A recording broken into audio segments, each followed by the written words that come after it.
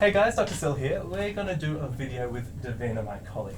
She is an ED registrar, now an advanced trainee, and has a very interesting story to share about transitioning from nursing to doctoring. And I've gotten a lot of questions about mature age student entry into medicine, that kind of thing, so I thought this would be a really interesting story to share. If you're ready, I think we should talk a little bit about your story, if that's alright. Not a problem at all. Great, tell us, what is your career story? So, started off, I was a nurse for 14 years, had worked my way up the ranks, was a nurse unit manager at a hospital over in Western Australia. I enjoyed nursing, loved it. But I'd kind of reached a point in my career where there was no more progression upwards. And I was getting further and further away from actually looking after patients, so I kind of needed something else, knew I needed something else, so it wasn't a career I wanted to do for the next 40 years. And then one day got into a fight with a doctor and was told I was just the nurse. Ooh. But that was kind of the trigger. I was like, no mate, I'm smarter than you and I'm better than you and I know what needs to be done, so I don't... And for the record, nurses run hospitals, so... Yes. Be good to your nurses. Yeah, I mean, healthcare advice. has so much hierarchy in the culture, so it's really important to break that hierarchy down. Yeah, but that's great that it was an such a terrible thing was such an inspirational moment. Yeah, it was, yeah. Right. So then you decided to study medicine, so you actually... well, I thought I'd put my money where my mouth was. Yeah, that's right. And prove it. So. Yeah. So for someone who wants to study medicine, what are the kind of things you have to do to get into postgrad med? So I was lucky in that my degree had only just been, because it's got, with like you said in that, there's a 10-year limit on when your postgrad, like you finished your degree. Yeah. So I was in the very last year of that, I hadn't even realised. And so then I sat the GAMSAT, which, that was an interesting time. Yeah, tell us. So the GAMSAT's the kind of test you have to do as a graduate entry into medicine, and it's pretty bloody challenging. Yeah, it's a marathon, like you said, it's a full day exam, and there's no real curriculum to it, so it's just, I think first year uni, maths, physics. Physics, you have to learn physics to get into med. Organic chemistry, and social sciences. Yeah. But no curriculum, so. And it's 3 sections. There's the literary section, the essay writing section, and the weird and wonderful science section. Maths and science section, that's right, yeah. Yeah. So I used the gold standard book, just randomly found that online and decided to use that, which, hey, it got me through. Great. It was at least a guide to something, and my biggest advice for that one is just get as many practice exams as you can get and just keep doing them to time. And even if you're failing every single one, you get used to it. Nice, that's really good advice. Yeah, sometimes you hear that you can't practice for these exams. That's rubbish. You can. You can, absolutely can. Cool. And then then you did the interview? Yes. What was that like? Well, you apply it, and I did the scattergun approach. I applied for absolutely every uni that I could. Yeah, every uni that I could apply for, I applied. So I got an interview at UWA. Basically, UCID, your application's separate, and so is Notre Dame, but all the other unis. It's one application system that goes through. Cool. And then you got into UCID, right? Or was it, where did you study? UCID. UCID, yeah. So I sat interviews, which the interview process, they were very different interviews. Like at UWA, it was a panel interview, and they asked, why did you want to go into medicine and all that kind of, soft social type stuff. Mm-hmm. And then they gave you like a presentation, which was developing a concert, and you had like 20 minutes to go away. Oh gosh. Figure out how you would do, amenities, security, all like basically run an entire concert and then present it to them. So thinking on the spot, under pressure. Yeah, thinking on the spot. Which now you're an ED register. By the way, ED's A&E, it's emergency medicine, just for the record. It's called different things in different places. Exactly. So now you're good. You're a pro at pressure. Yeah. You're a pressure pro. It's a good theory. But UCID's interviews were almost like little vibers where you went into each individual room, and it was a scenario-based question which had absolutely nothing to do with medicine, but it was more kind of figuring out what your morals were. Like, if a friend's got pinned for stealing, like you saw them, would what do you say to the boss? And with those interviews, it's not necessarily getting the right answer as opposed to being able to present both sides of the cases, being able to show them that you can think laterally. Yeah.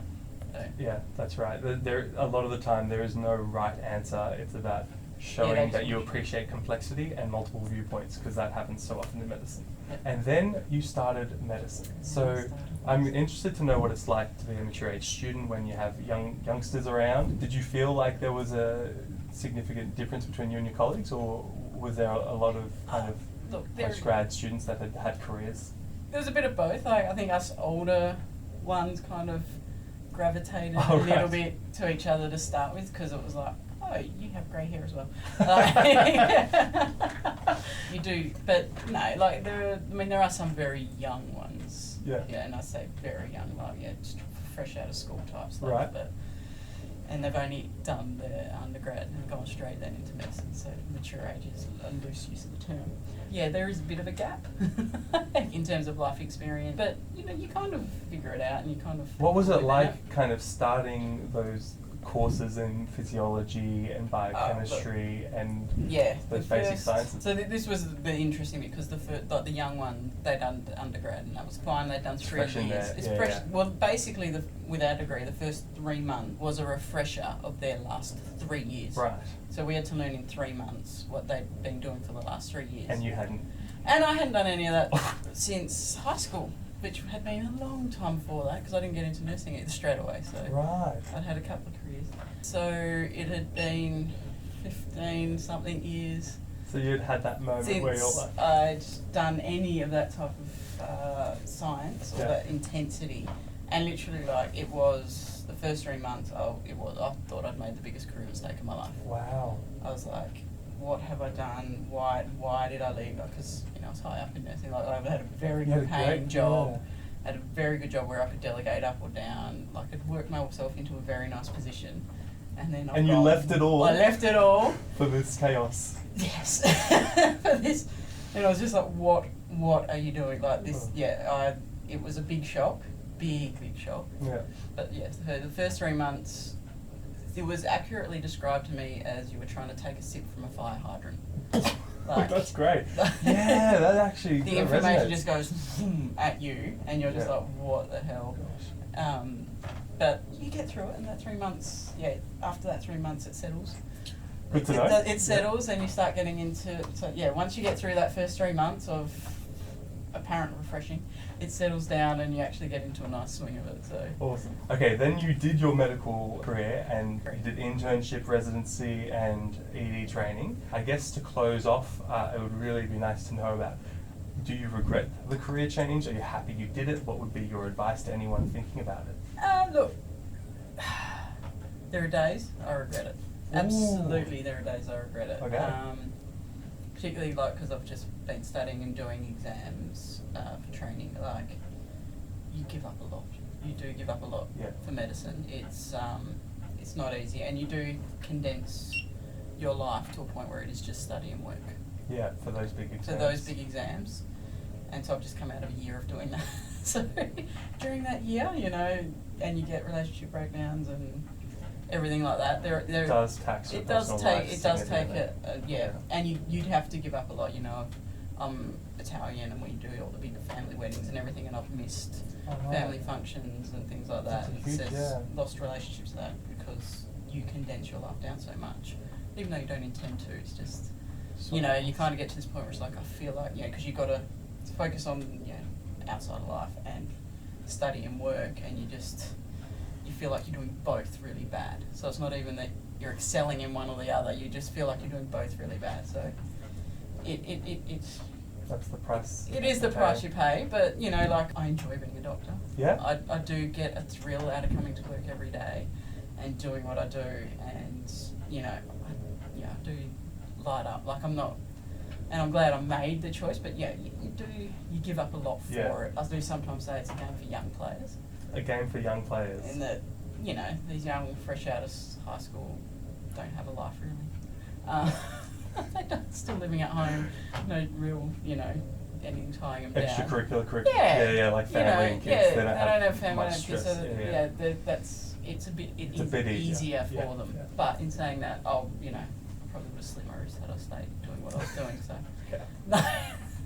Yeah, you Joking. I don't need to be. It's all Don't need to be sectioned. That's right, you're scheduled now.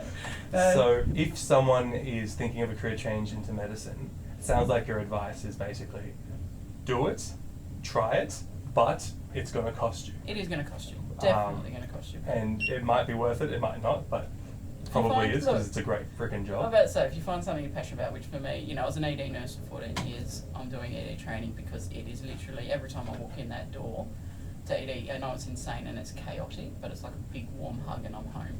That's lovely. So, Alright, that's it for this video, guys. Thank you so much for watching. Yeah. If you enjoyed it, consider leaving the video a like or subscribe to the channel, whatever you like. Thank you so much, Davina, for being so honest and open and sharing your story. And we'll see you in the next video. Alright, bye for now.